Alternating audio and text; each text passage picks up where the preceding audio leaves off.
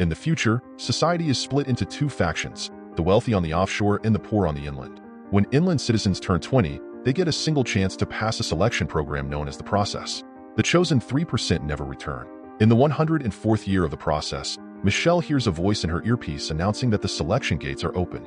A large inland crowd is already heading that way, so Michelle decides to meet her friend Bruna, and after climbing a long path up a hill, they join them. The participants arrive at a facility where they are disinfected and provided clean clothes. Then, Ezekiel appears to explain that only 3% will be selected to go offshore, where the founding couple built a perfect society. He also mentions rebel groups that want to destroy the system, but he promises they will never succeed. Ezekiel uses participants' names as a tactic to manipulate them and makes everyone chant words of thanks for the process. While the candidates are led to the interview rooms, Ezekiel happens to meet with Aline, who he fails to recognize. She explains she was sent for a routine evaluation of the process, a last-minute decision. After confirming her identity, he then goes to complain to Councilmember Nair, who reminds him that this year's process is crucial because, for the first time in a century, someone was murdered offshore. Since Ezekiel decides who gets to live there, the community blames him for sending a murderer, and other council members want to replace him. After the call ends, Ezekiel dunks his head in water until he can't take it anymore. The participants are being asked various types of questions. Some are riddles to test intelligence, while others are more personal, asking about things like hygiene habits or personal beliefs. A girl is so nervous she can barely form two words, leading to her immediate elimination.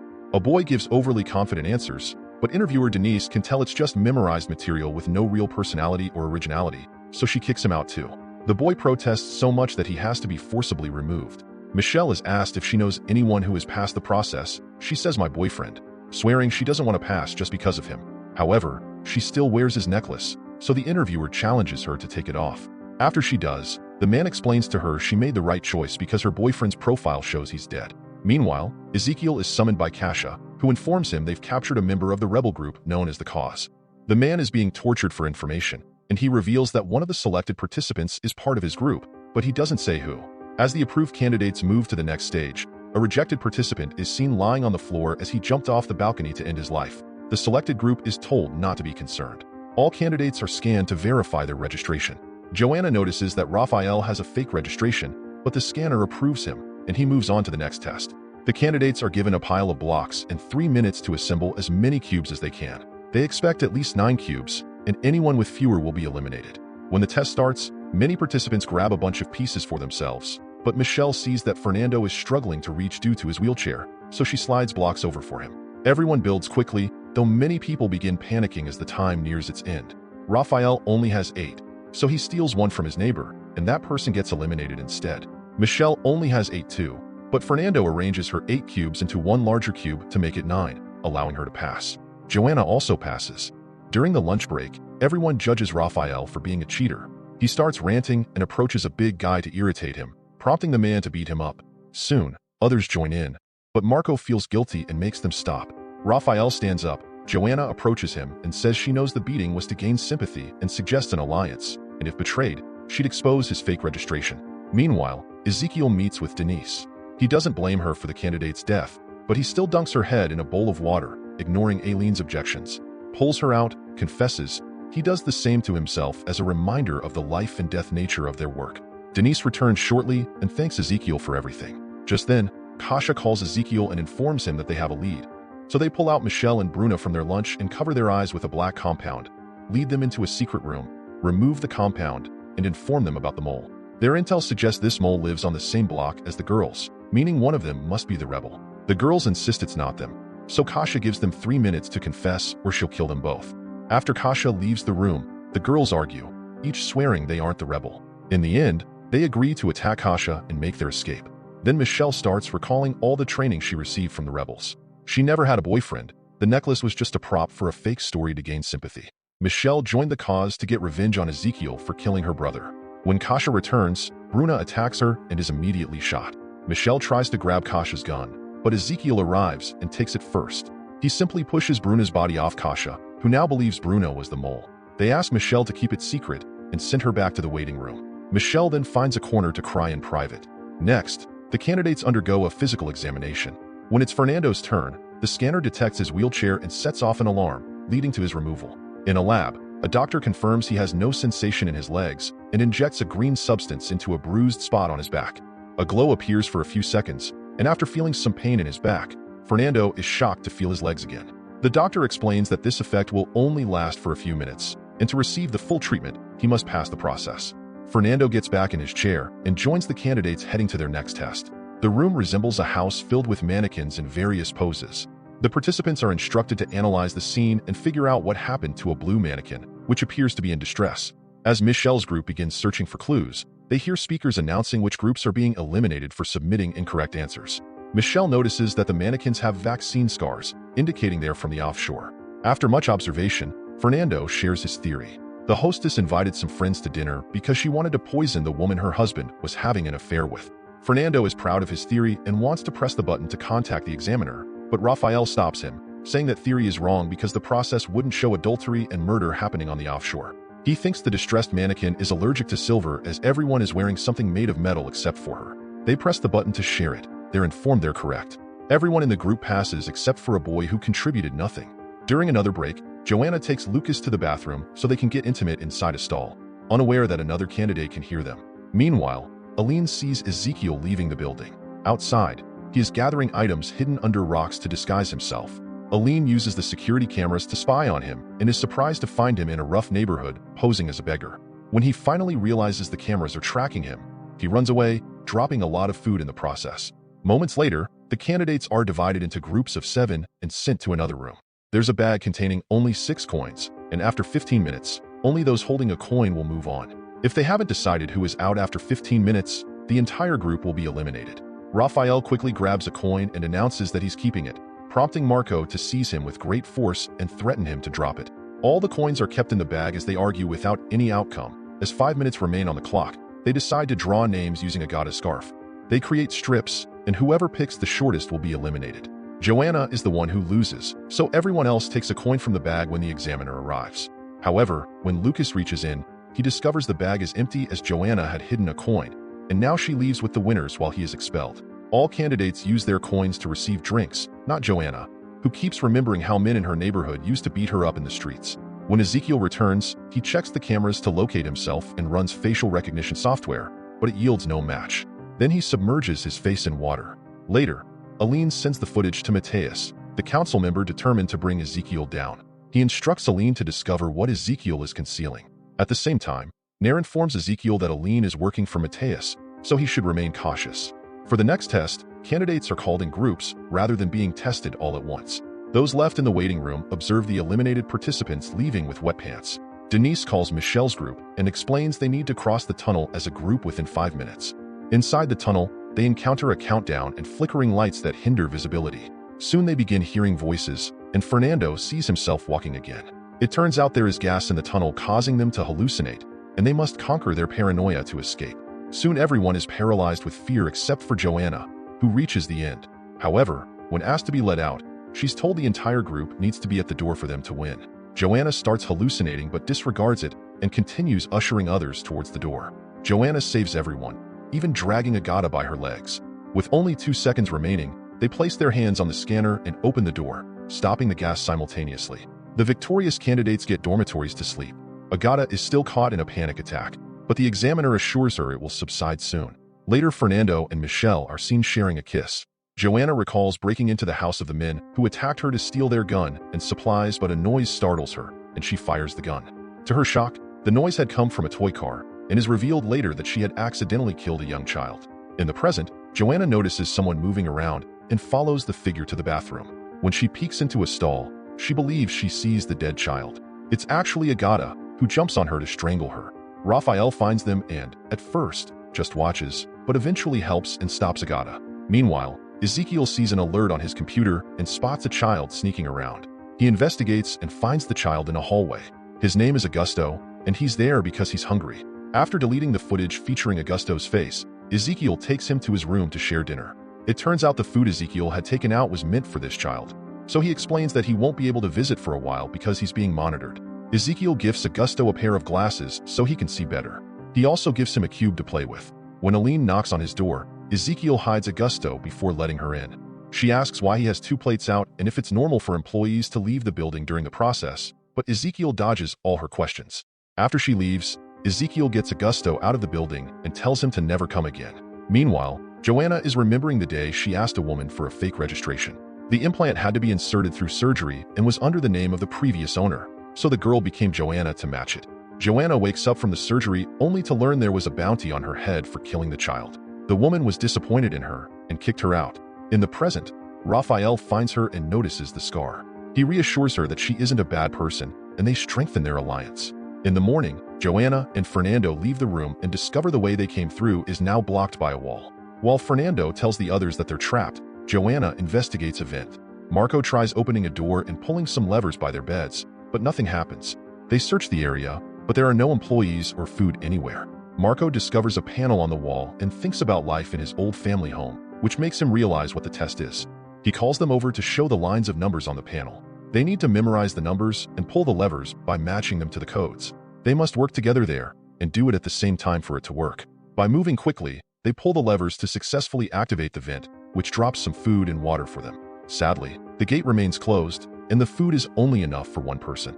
After arguing over who gets to eat first, they decide to go alphabetically and Agata eats first.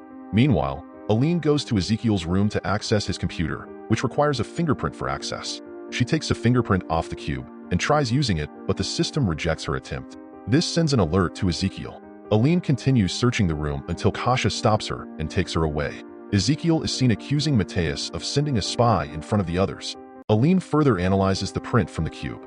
Back with the candidates, every time they solve a series of numbers, the vent gives them more food, and the panel resets with another quiz. The team keeps working together without issues, and eventually, everyone eats something, so nobody is disqualified. Ezekiel refuses to let everyone pass and decides to make a few changes.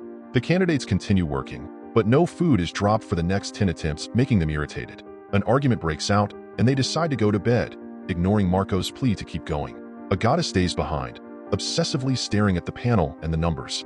Just then, a bunch of food drops, and they push each other to get some. Michelle raises her voice to calm them down, so they can divide the food packets fairly. With the sudden food surplus, Marco thinks the test has changed and they must escape. The stronger guys break some beds and use the pieces to door open.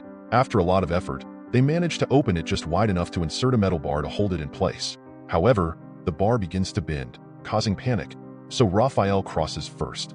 At the end of the corridor, he finds another locked door, forcing him to go back and share the bad news.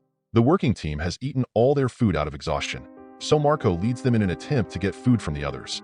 When a guy refuses, Marco becomes so aggressive that he nearly kills him, forcing him to hand over the food. Marco leads his group in raiding every room for food, often making other candidates hide in tight spaces to keep order. A flashback shows Marco's family always won the process and moved to the offshore, leaving a child behind to carry on their legacy. He too leaves a pregnant woman behind, thinking he's part of an elite class.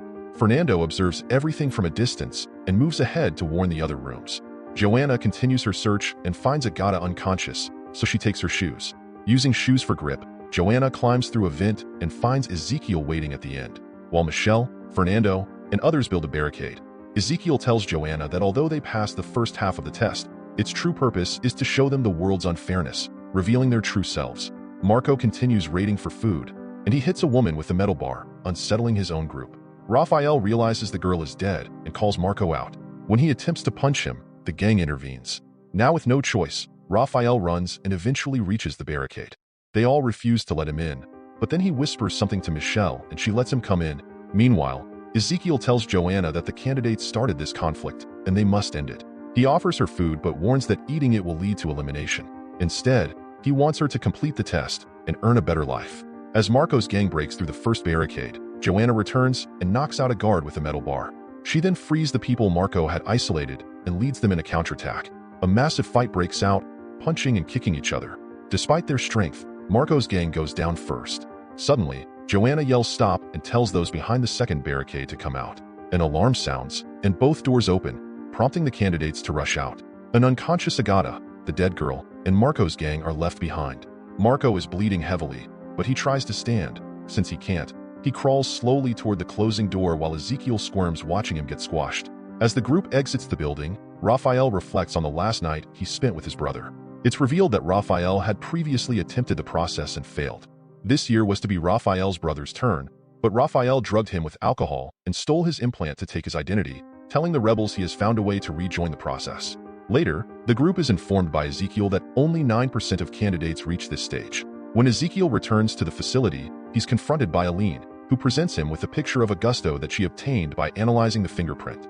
Aline hasn't reported to the council and gives Ezekiel two choices. If she exposes him, he'll be sent to the treatment center for life. She'll keep the secret if he finishes the year and names her successor upon resigning. A flashback shows that Ezekiel was once married to an examiner named Julia. Whenever Ezekiel was stressed, Julia would comfort him by gently massaging his head while he submerged it in water. During one process, Julia eliminated a candidate for having a child but didn't inform the team, leaving them baffled as to why. Ezekiel and Julia enjoyed a happy year together, and when the next process began, he asked her to be his assistant. However, when a riot broke out in the poor neighborhood, the officers mistakenly shot a man. Ezekiel, Julia, and Kasha had watched the riot on the cameras, noticing a child observing the officers from a distance. After Ezekiel and Kasha left, Julia examined the child and broke down upon realizing it was Augusto. Later, Julia was assigned to a candidate who protested their unfair elimination. The candidate lashed out, accusing her of having it easy because she had everything. This triggered Julia, and in a moment of rage, she assaulted the candidate. After that, Ezekiel suggested that the process might not suit her and advised her to return offshore. Julia took this as a signal that he wanted to get rid of her and insisted she was fine and wanted to stay, but when left alone, she kept looking at the screenshot of Augusto. The following year, as Ezekiel focused on the next process, Julia obsessively used the computer to track down Augusto's address, disrupting her sleep cycle. Ezekiel noticed her odd behavior and grew suspicious, so he checks the computer to find that Julia had watched the same video 127 times. The next morning, Ezekiel confronted Julia, revealing what he had discovered and urging her to talk before sending her to the recovery center. Trusting his promise to keep her secret safe, she confessed that Augusto was her son and admitted to feeling immense guilt for abandoning him to join the process, which turned into a heated argument which went on for quite some time. Julia wanted to see Augusto, but Ezekiel said it wasn't possible and told her to wait until he finishes the process. Days later, Julia finds Augusto's address, and as Ezekiel shuts the gate, she rolls under just in time. Desperate, Ezekiel chases after her, catches up quickly, and carries her back to the facility. He then sends her to the recovery center. Julia takes out a picture of Augusto and, realizing she could never see him again, gives up by walking into the ocean to end her life. The next day, Nair informs Ezekiel of Julia's self-deletion, the first in offshore history. This tragedy led Ezekiel to cope by submerging his head in water. Later, while sorting Julia's things, Ezekiel found a picture of Augusto. Disguised as a beggar, he sought the boy and lured him out with food. Showing him Julia's ring, he claimed it held her memories and promised Augusto he could have it once he reached the offshore. In the present, Ezekiel reflects on this past as he receives word of Aline's report. Meanwhile, Michel speaks privately with Raphael because he knows she's with the rebels. This was what he whispered to her earlier. Raphael reveals that he's also with the cause and saw a picture of her at rebel headquarters. They agree to keep each other's secret to protect their shared mission. Later, the candidates are given individual rooms, where they find images of themselves with their families displayed on screens. Once the images disappear, the actual family members arrive to visit. Fernando's father admits that families are brought in under the condition of a bribe. They'll receive payment if they can convince the candidates to leave the process. Fernando considers quitting, but his father insists that he stays, further threatening to disown him if he gives up, leaving Fernando with no choice but to continue. Despite being an orphan, Joanna is knocked out by a visitor. When she wakes, she discovers he came to collect the bounty on her head but is now posing as her father to claim it. He threatens to kill her for the bounty if she doesn't cooperate. Joanna confirms that she'll cooperate, but once free, she hits him on the head with a wooden decorative and attempts to escape. But the door is locked. The man catches up and pins her down, strangling her. But in a surprising move, she tells him kill her, and this makes the man pause.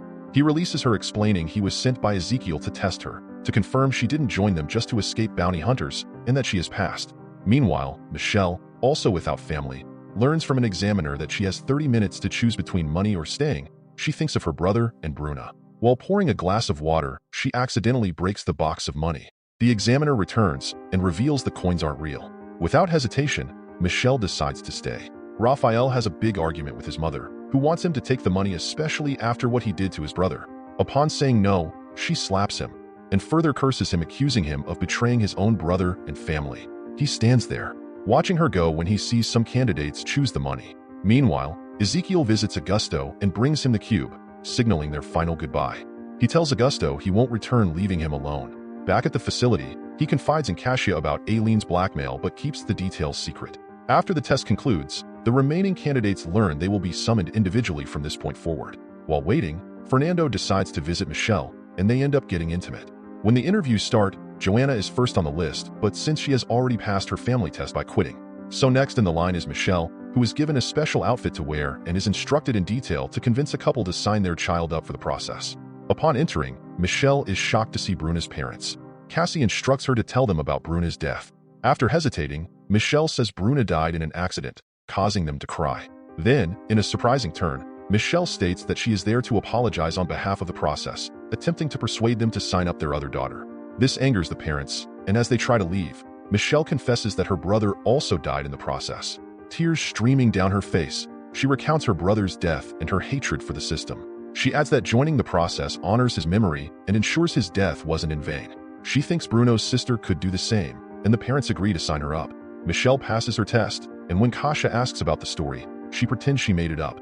Meanwhile, Fernando is challenged to come up with a new test for the process in 30 minutes. When the time runs out, he shares his idea. Candidates need better motivation, so they should be tested without knowing they are. An examiner would lie to force them to choose between the process and something important, like a dying parent, allowing Fernando to pass.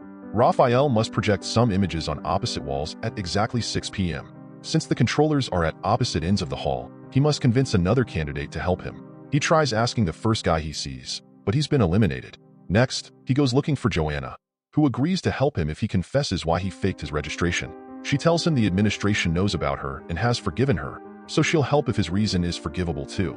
Raphael refuses to share, so he tries Fernando next. When Fernando turns him down too, Raphael tells him to do it for Michelle and shares they're both rebels. If Fernando snitches on them, they'll both be killed.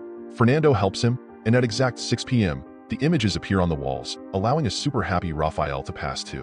When Michelle returns to her room, she retrieves a glass shard from the trash and uses it to remove a poison capsule from her hip. While closing the wound, she remembers how Rebel had given her the capsule, explaining she had to swallow it if she got caught. Instead of taking it, Michelle brings the capsule with her as she joins the others at dinner. She approaches Ezekiel and thanks him for the process with a hug, which gives her the chance to put the poison in his drink. Before Ezekiel can take a sip, he's approached by the examiners to have a chat, and the glasses mix. They finally drink, and an examiner ends up poisoned instead, collapsing on the ground. He's immediately taken to the doctors, but they can't do anything, and he dies. The doctors confirm the poison in the man's blood, prompting Ezekiel to review the security footage. Meanwhile, Raphael tells Michelle he saw what she did and that Fernando knows about them. Michelle goes to talk to him, but Fernando assures her he'll keep the secret. He doesn't care about the offshore anymore. He only cares about her. At that moment, an alarm rings, and the candidates are told they must remain in the hall until further notice. Then Michelle asks Raphael to get rid of her empty capsule, but suddenly Ezekiel arrives with guards, so Raphael can only throw it off the balcony. One by one, the candidates are interrogated in private, and Joanna starts to think this is a test. When it's Fernando's turn, he claims to know nothing, but Ezekiel notes his nervousness and warns that protecting someone will make him an accomplice. Michelle is called next, and Ezekiel shares a drink with her. He also notices her wound, so she pretends she was mugged before she joined the process. Ezekiel shows her a video of the body and the widow crying over him, but it doesn't break her, and she keeps swearing she knows nothing, so she's freed. On her way back, Michelle starts feeling sick. Fernando finds her and helps her calm down when she considers handing herself in. It seems Ezekiel's drink had a truth serum, but with Fernando's help she stays in the quarters. Afterward, Ezekiel tells the council that Aline did it. While the guards arrest her, Ezekiel shows security footage of the moment she poured him a drink. He also shows a video of the rebel they captured a few days ago, who pretends Aline has been working for the cause all along. Aline is given a chance to speak, and she tries to share the dirt she has on Ezekiel, but Nair has replaced them with her praising report. Meanwhile, the captured rebel asks Kasia to keep her end of the deal and end things, but instead of killing him, she leaves. Candidates go to their rooms, but Ezekiel is in Michelle's room with the capsule. The next morning, all the participants are awakened with messages of congratulations on passing the process. Fernando goes to Michelle's room, but she's missing, and her message is jumbled. Ezekiel tells him Michelle has been eliminated, so Fernando announces he wants to quit. He immediately leaves the building and finds an examiner outside who informs him they've used his own test to check his motivation, and he failed. Fernando panics and asks for Michelle, but the gate locks him out. In the meantime, Michelle is being waterboarded, but she won't talk. Ezekiel tells the guards to leave and admits he and Kasia were suspicious of her from the start. He grabs her hair until she explains she wants him dead because he killed her brother. However, Ezekiel shows her a video proving that her brother is happily living on the offshore. He explains the rebels lie to recruit people, and that he knows this because he used to be one. If Michelle shares information, he'll let her go, but she refuses to talk. so he leaves her with more videos of her brother. Afterward, Ezekiel talks with Nair, who now knows about Augusto from Aileen's files and says she won't support him anymore. The winners are sent to the garden to go through purification. However, Kasha takes Joanna to an office. At the garden, Ezekiel announces that the candidates must get a vaccination that will sterilize them. There are no children on the offshore because heredity was the biggest injustice that sustained the old world. There's only one true path to a superior society, and that's merit, which is evaluated by the process. The winners are given a few minutes to think because they can still leave. Raphael watches most candidates go through purification, and after hesitating, he agrees to take it. Ezekiel visits Michelle again after she spent hours watching videos of her brother. He tells her she should get revenge for the actual dead people like Bruna and the poisoned examiner, who were killed by rebel plans. Michelle finally gives in and tells Ezekiel where she was supposed to meet her rebel handler as she got eliminated. Soon a bunch of guards show up at Michelle's neighborhood and arrest her handler. Pleased by these results, Ezekiel gives Michelle the vaccine and welcomes her to the offshore, explaining only a person that has been on both sides can be certain of their convictions. She'll have to spend some time in the recovery center first, but her brother can visit her there. Ezekiel asks if there are other rebel spies, but Michelle says there aren't. Later, Ezekiel meets with Joanna because he has a final test for her, saying she has potential to be more than an ordinary citizen. He shows her a live feed of the man that attacked her before she entered the process and gives her the chance to kill him by just pressing a button. Joanna almost does it, but stops herself at the last second, saying she isn't a killer. When Ezekiel calls her a weakling, Joanna laughs and says he's the weak one because he lost all his humanity. Then Joanna leaves the building and finds Fernando. She tells him Michelle won't come, so he agrees to leave with her. They return to their old neighborhood, and Fernando sees his dad but leaves without speaking. Ezekiel is seen remembering all the deaths and throws a bottle at the water bowl before letting the wine fall on his head. Michelle joins the other winners, and soon they arrive at the offshore. That's the end of the video. As you would agree, it takes a lot of time and effort to produce them. So if you enjoyed it, please consider dropping a like, leaving a comment, and subscribing to the channel. It will only take a second of your time but will help us a lot and motivate us to create more content like this. And don't forget to click the bell icon to stay updated on our next video. Thanks.